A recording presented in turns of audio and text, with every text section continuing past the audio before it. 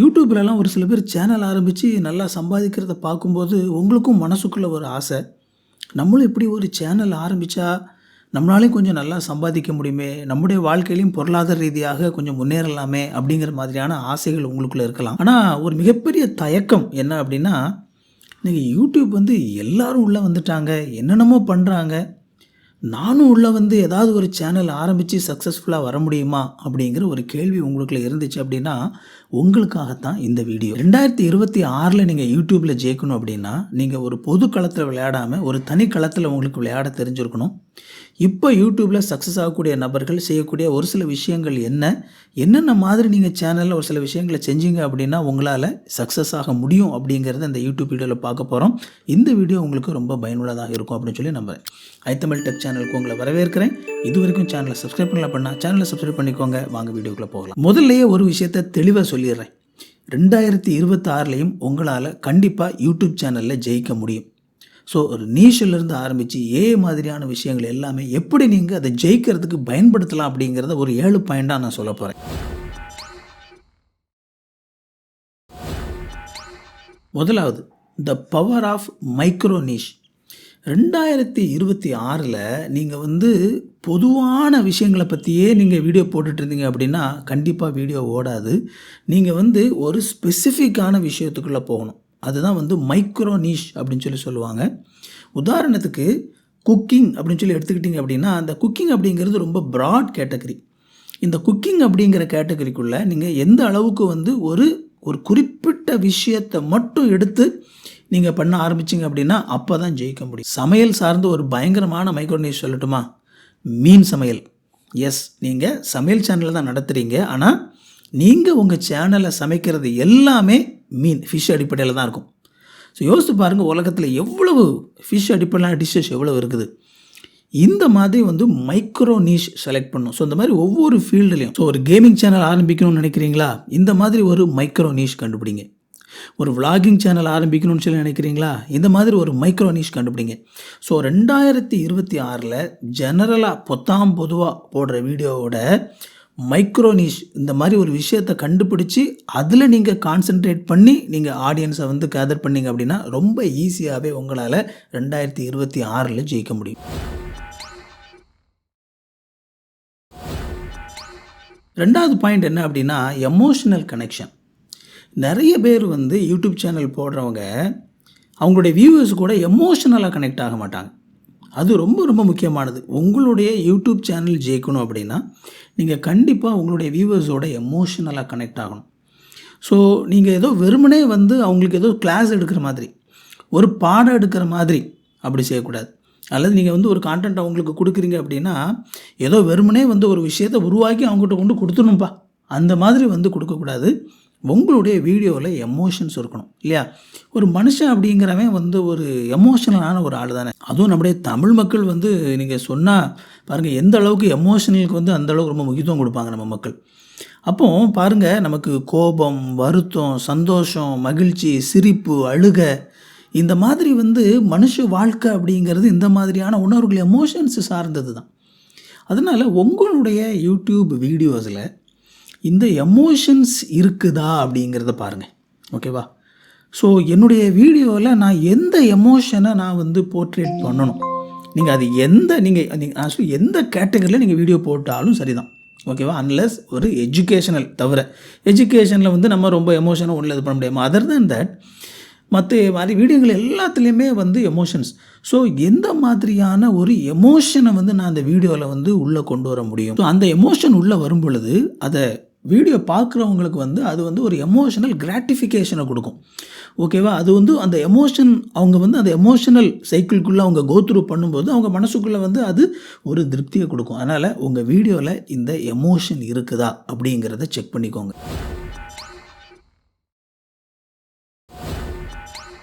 மூணாவதாக AI technology. நிறைய பேர் இன்றைக்கி இந்த ஏஐ அப்படிங்கிறத சரியாக இன்னும் பயன்படுத்த தெரியல. நீங்கள் ஒரு 2026 நீங்கள் சக்ஸஸ்ஃபுல்லான ஒரு கிரியேட்டராக வரணும் அப்படின்னா கண்டிப்பாக உங்களுக்கு ஏஐ யூஸ் பண்ண தெரிஞ்சிருக்கணும். Artificial intelligence. இந்த ஆர்டிஃபிஷியல் இன்டெலிஜென்ஸ் பயன்படுத்த தெரிஞ்சவங்களுடைய ப்ளஸ் பாயிண்ட் என்ன அப்படின்னா, அவங்களால வந்து ஒரு சில விஷயங்களை வந்து ரொம்ப ஈஸியாகவே ஆர்டிஃபிஷியல் இன்டெலிஜென்ஸ் மூலமாக பண்ண முடியும். இந்த ஆர்டிஃபிஷியல் இன்டெலிஜென்ஸ் அப்படிங்கிறத உங்களுடைய எதிரியாக நினைக்காதீங்க. இதை வந்து உங்களுடைய வேலைக்காரனாக நினைங்க. உங்களுக்கு வந்து ஒரு வேலைக்காரன் கிடச்சிருக்கிறான், ஓகேவா? நீங்கள் சொன்னதெல்லாம் செய்யக்கூடிய ஒரு வேலைக்காரன், கோவப்படாமல், முகஞ்சொலிச்சிக்காமல், சலிச்சிக்காமல், என்ன சொன்னாலும் செய்யக்கூடிய ஒரு வேலைக்காரன் கிடைச்சா எவ்வளோ சந்தோஷமாக இருக்கும்ல. அதுதான் ஏஐ, ஓகேங்களா? ஸோ நீங்கள் ஒரு ஸ்கிரிப்ட் எழுதுறதா இருக்கலாம், அல்லது உங்களுடைய வீடியோவுக்கு ஒரு ஐடியா கண்டுபிடிக்கிறதா இருக்கலாம், அல்லது நான் முன்னாடி சொன்னேன் இல்லையா, இந்த வீடியோவில் வந்து எமோஷன், ஒருவேளை உங்களுக்கு என்னமோ எமோஷன் அது இதுன்றீங்க என்னத்தை அப்படின்னு சொல்லி உங்களுக்கு அது புரியலை அப்படின்னா நீங்கள் ஏஐட்ட போய், எப்பா நான் இந்த மாதிரி ஒரு வீடியோ போட போகிறேன், நான் வந்து என்னுடைய சேனலில் இருக்கக்கூடிய வியூவர்ஸுக்கு வந்து இதில் நான் எமோஷனையும் சேர்த்து கொடுக்கணுன்னு ஆசைப்பட்றேன், நான் இந்த வீடியோவில் நான் எப்படி எமோஷனை காட்டலாம், எந்த மாதிரியான எமோஷன்லாம் இதில் இன்க்ளூட் பண்ணலாம், எந்த மாதிரி சாட்டு வச்சா மக்களுக்கு எந்த மாதிரி எமோஷன் கன்வே ஆகும், இதெல்லாம் ஏஐட்ட கேட்டு பாருங்கள், சும்மா புட்டு வைக்கும்.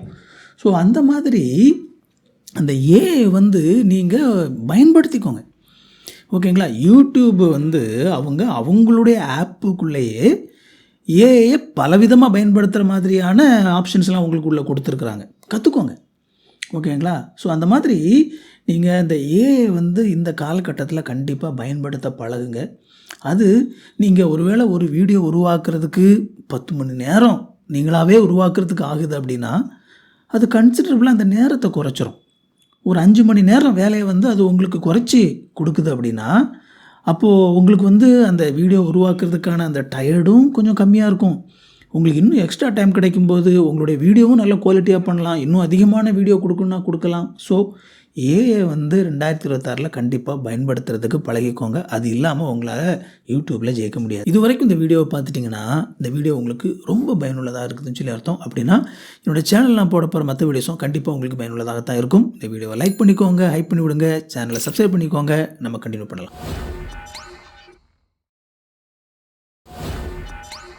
4வதா விஷுவல் ஸ்டோரி டெல்லிங். ஸோ நீங்கள் வீடியோவில் வந்து நான் எமோஷன்ஸ் காட்டணும் அப்படின்னு சொல்லியிருந்தேன் இல்லையா, அதே மாதிரி எப்போவுமே வந்து அந்த வீடியோவில் வந்து பார்த்திங்க அப்படின்னா அந்த விஷுவல்ஸ் வந்து ரொம்ப ரொம்ப முக்கியமானது. அந்த விஷுவல் ரொம்ப முக்கியமாக வந்து அந்த மக்கள் என்ன பார்க்குறாங்க, என்ன கேட்குறாங்க. விஷுவல் அப்படின்ன உடனே நம்ம வெறுமனே என்ன பார்க்குறாங்க அப்படின்னு சொல்லி மட்டும் நம்ம இது பண்ணிடக்கூடாது. விஷுவலில் வந்து பார்த்திங்கன்னா 50% ஆடியோவும் இருக்குது. ஸோ அப்போ இந்த 2 விஷயத்தையும் சரியான விதத்தில் வந்து மிக்ஸ் பண்ணி உங்களுக்கு கொடுக்க தெரியணும். உங்களோட வீடியோவில் என்ன விஷயத்தில் நீங்கள் வந்து இந்த விஷுவல் எலமெண்ட்டை வந்து நீங்கள் சேர்க்க போகிறீங்க. இந்த ஃபிஷ் சமையலே எடுத்துக்கிடுவோமே, இந்த ஃபிஷ் சமையலை வந்து நீங்கள் ஒரு எமோஷனும் இல்லாமல் ஆரம்பத்துலேருந்து முடிவு வரைக்கும் இந்த பாருப்பா இப்படி தான் வெங்காயம் வெட்டணும், இப்படி தான் கத்திரிக்காய் வெட்டணும், இந்த ஆள் அள்ளி போடுங்க கிண்டுங்க அப்படின்னு சொல்லிட்டு சிம்பிளாக அப்படி டைரெக்டாகவும் சொல்லிட்டு போயிடலாம்.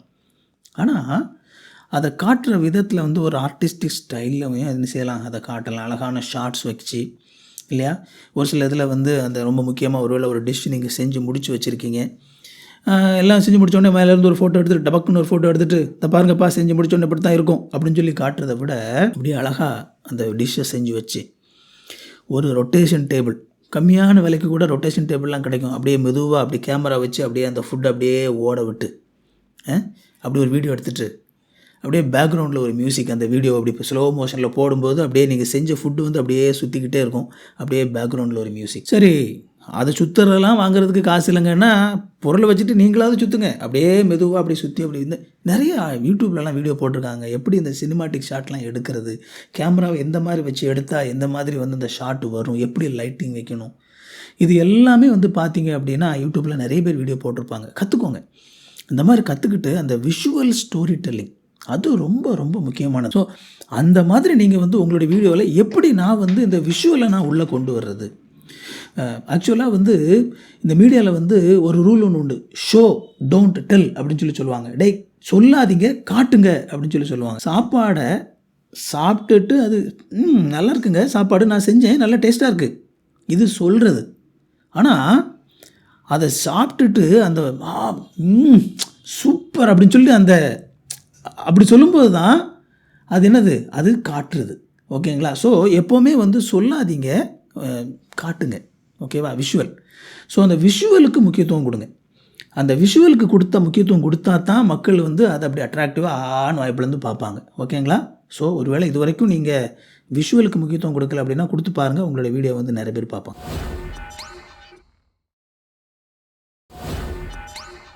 5வதா கம்யூனிட்டி.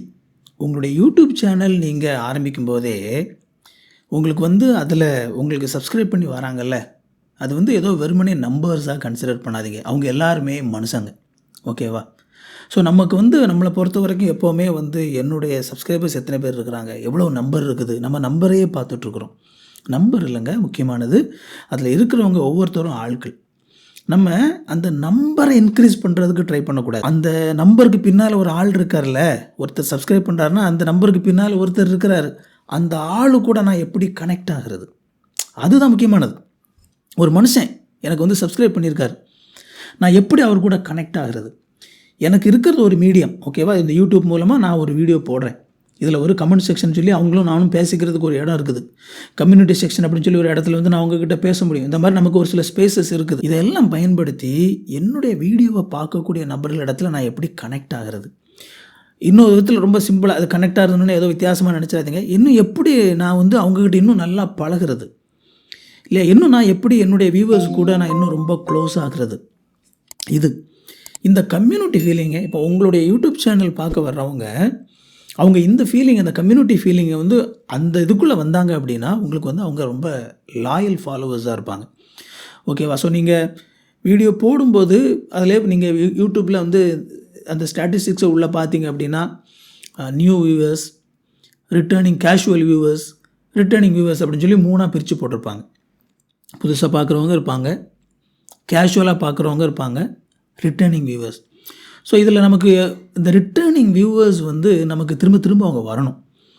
புதுசாக பார்க்குறவங்கள நம்ம ரிட்டர்னிங் வியூவர்ஸாக மாற்றணும். சரி, ஏதோ ஒரு வீடியோ பார்த்தேன், பார்த்ததோடு அவ்வளோதான் போச்சு அப்படின்னு சொல்லி விட்டுட்டு போகிறதா இல்லாமல் அவங்க ஒரு 1-2 வீடியோ உங்கள் சேனலில் பார்த்த உடனே ஓகே இந்த சேனலை வந்து நான் சப்ஸ்கிரைப் பண்ணி வச்சுக்கணும்னு ஆசைப்பட்றேன், இந்த ஒரு கம்யூனிட்டியில் நான் இருக்கணும்னு சொல்லி நினைக்கிறேன்.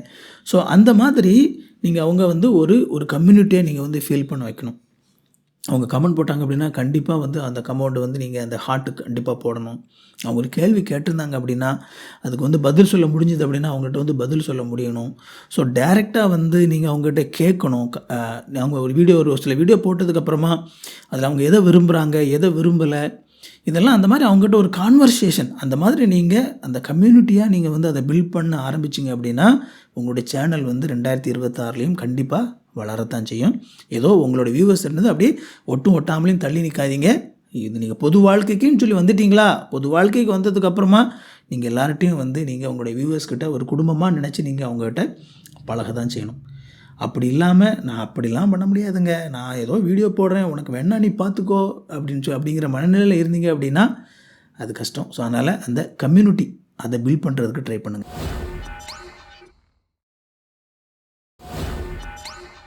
6வதாக வந்து டைவர்சிஃபைடு மானிட்டைசேஷன். அதாவது இந்த வருமானம் இருக்குல்ல, இந்த யூடியூப்பில் வந்து இந்த வருமானம் அட்வர்டைஸ்மெண்ட் மூலமாக உங்களுக்கு மட்டும் கொடுக்கக்கூடிய அந்த வருமானத்தை மட்டும் சார்ந்திருக்காதீங்க. அதாவது நான் அட்வர்டைஸ்மெண்ட் அப்படின்னு சொல்கிறது, நீங்கள் மானிட்டைசேஷன் அப்ளை பண்ணிவிட்டு அதுக்கப்புறமா அந்த யூடியூப்பில் அட்வர்டைஸ்மெண்ட் ஓடுறது மூலமாக உங்களுக்கு மாதம் வருமானம் வரக்கூடியது. இன்ஃபேக்ட் ஒரு பெரிய சேனல், வளரக்கூடிய சேனல்லாம் பார்த்திங்க அப்படின்னா அவங்களுடைய மெயின் வருமானம் வந்து இந்த அட்வர்டைஸ்மெண்ட் மூலமாக வரக்கூடிய மானிட்டைசேஷன் அட்வர்டைஸ்மெண்ட் மூலமாக வரக்கூடிய வருமானமாக இருக்காது. அது எல்லாமே வந்து பார்த்திங்கன்னா ஸ்பான்சர்ஷிப் மூலமாக, அவங்க ப்ராடக்ட் விற்கிறது மூலமாக வந்து அதிகமான வருமானம் பார்ப்பாங்க. நீங்கள் எதுக்காக இதை சொல்கிறேன் அப்படின்னா, நீங்கள் 2026 நீங்கள் ஒரு சேனல் ஆரம்பிக்க போகிறீங்க அப்படின்னா, அல்லது ஒரு புது சேனல், ஒரு சின்ன சேனல் இருக்குது, அதை வளர்க்கணும்னு ஆசைப்பட்றீங்க அப்படின்னா உங்களுக்கு ஃபஸ்ட்டு வீடியோலேருந்தே தெரிஞ்சிருக்கணும் இது வந்து யூடியூப் அப்படிங்கிறது ஏதோ வெறுமனே அவங்க நமக்கு வந்து மானிட்டைஸ் ஆகும், அப்புறம் அந்த அட்வர்டைஸ்மெண்ட்லேருந்து காசு வரும், அதை வச்சே நம்ம காலத்தை ஓட்ட வேண்டியதான். அந்த மனநிலையில் ஆரம்பிக்கக்கூடாது. அது இருக்குது, அது சேனல் அது 1000 சப்ஸ்கிரைபர்ஸ் 4000 வாட்ச் ஹவர்ஸ் அதெல்லாம் வந்ததுக்கப்புறமா அது ஆட்டோமேட்டிக்காக மானிட்டைசேஷனுக்குள்ளே போகும். பட் நீங்கள் சேனல் ஆரம்பிக்கும் போதே நீங்கள் எதை பிளான் பண்ணணும் அப்படின்னா, ஓகே நான் ஒரு குறிப்பிட்ட விதமான வீடியோ போட போகிறேன், என்னுடைய வீடியோவில் எந்த மாதிரியான ஸ்பான்சர்ஸ் பின்னால் வந்து ஸ்பான்சர்ஷிப் கொடுப்பாங்க, நான் வந்து என்ன மாதிரியான ப்ராடக்ட் வந்து நான் தயாரித்து கொடுக்க முடியும், இதெல்லாம் யோசித்து நீங்கள் வரணும். ஏன்னா அந்த ஒரு பிளானோடு நீங்கள் வந்தீங்க அப்படின்னா ரொம்ப ஈஸியாக இருக்கும். ஏன்னா ஃபஸ்ட்லேருந்தே தொடக்கத்தில் உள்ள வீடியோலேருந்தே நீங்கள் அதுக்கேற்ற மாதிரியே வீடியோ உருவாக்கலாம். யூடியூப்லலாம் வந்து இந்த ஸ்பான்சர்ஷிப் செக்ஷனுக்குலாம் வந்து பார்த்திங்க அப்படின்னா, இப்போ பழைய வீடியோவில் நீங்கள் உள்ளுக்குள்ளே ஒரு செக்ஷனுக்குள்ளே போய் அந்த ஸ்பான்சர்ஷிப் செக்ஷனை வந்து இன்க்ளூட் பண்ணிடலாம். தனி வீடியோவை போட்டு உள்ளே இன்க்ளூட் பண்ணிடலாம். அப்போ என்ன அர்த்தம் அப்படின்னா, நீங்கள் ஸ்பான்சர்ஷிப்பை அதிலே பேச வேண்டியதில்லை. அது தனியாக நீங்கள் ஒரு வீடியோ போட்டு வச்சுட்டு அந்த ஸ்பான்சர்ஷிப் செக்ஷனில் அந்த வீடியோ மட்டும் இன்க்ளூட் பண்ணிங்க அப்படின்னா, கரெக்டாக அந்த இடம் வந்தோடனே நீங்கள் அந்த வீடியோ உள்ளே வந்துடும். எதுக்காக அதை யூடியூப்பில் கொண்டு வராங்க அப்படின்னா, ஒரு முறை வந்து ஸ்பான்சர்ஷிப்பு மொத்தமாக அதிலே பேசிட்டோம் அப்படின்னா, அதுக்கப்புறம் வந்து அதை என்ன செய்ய முடியாது, அதை எடுக்கவே முடியாது. அது அதிலே இருக்கும். 10 வருஷம் கழிச்சு அந்த கம்பெனியே இருக்காது. ஆனால் அந்த கம்பெனிக்காக நம்ம பேசின ஸ்பான்சர்ஷிப் அந்த வீடியோக்குள்ளே உள்ளே உட்காந்துட்டு இருக்கோம். ஸோ யூடியூப் என்ன செய்கிறாங்க, அந்த மாதிரி மொத்தமாக உள்ள நீங்கள் இன்க்ளூட் பண்ணாமல் நீங்கள் வந்து தனியாக பேசி வச்சுருங்க. அந்த யூடியூப்பில் வந்து அந்த உங்கள் வீடியோவில் அந்த ஸ்லாட்டை மட்டும் செலக்ட் பண்ணுங்கள், அது உள்ளே வந்துடும். இது எவ்வளோ நல்ல விஷயம் அப்படின்னா, நீங்கள் உங்களுடைய ஃபஸ்ட்டு வீடியோ போடும்போது இருந்தே இந்த ஸ்பான்சர்ஷிப்பை மனசில் வச்சே நீங்கள் வீடியோ வந்து டிசைன் பண்ணலாம். ஒன்ஸ் உங்களுடைய சேனல் வளர்ந்ததுக்கப்புறமா உங்களுடைய பழைய சேனல் வீடியோஸில் கூட ஒருவேளை நீங்கள் ஒரு சில ப்ராடக்ட்டை பற்றி பேசியிருக்கீங்க, அல்லது ஒரு விதமாக நீங்கள் பேசியிருக்கீங்க, அந்த மாதிரி ஒரு கம்பெனிக்கிட்ட நீங்கள் பேச முடியும். பாருங்கயா, இந்த வீடியோ எனக்கு ஒரு மாதத்துக்கு 5000 வீடியோ வியூஸ் போயிட்டுருக்குது. உன் ப்ராடக்ட்டும் இந்த வீடியோவில் வந்து கொஞ்சம் மேட்ச் ஆகிற மாதிரி இருக்குது. நான் வேணால் உனக்கு ஒரு ஸ்பான்சர்ஷிப் இந்த வீடியோக்குள்ளே நான் போடட்டுமா அப்படின்னு சொல்லி கேட்டுட்டு உங்களுடைய பழைய வீடியோக்குள்ளே புது ஸ்பான்சர்ஷிப் உள்ள போட முடியும். ஸோ அதனால தான் சொல்கிறேன், யூடியூபே வந்து அந்த மாதிரி தான் பயணிக்கிறாங்க. ஸோ நிறைய ஸ்பான்சர்ஷிப் உள்ளே கொண்டு வரணும், நிறைய ப்ராடக்ட்ஸ் வந்து விற்கணும். ஸோ நீங்கள் யூடியூப்பில் கொஞ்சம் வீடியோ போட்டிருந்தாலே தெரிஞ்சிருக்கும். அதனால் அந்த வருமானம் இருக்குது. அதை கான்சென்ட்ரேட் பண்ணியே தொடக்கத்திலிருந்தே செயல்படுங்க. ஏன்னா 2026 நீங்கள் ஃபினான்ஷியலாகவும் சக்ஸஸ் ஆகிறதுக்கு இந்த கண்ணோட்டத்தோட வீடியோ போட வேண்டியது முக்கியம்.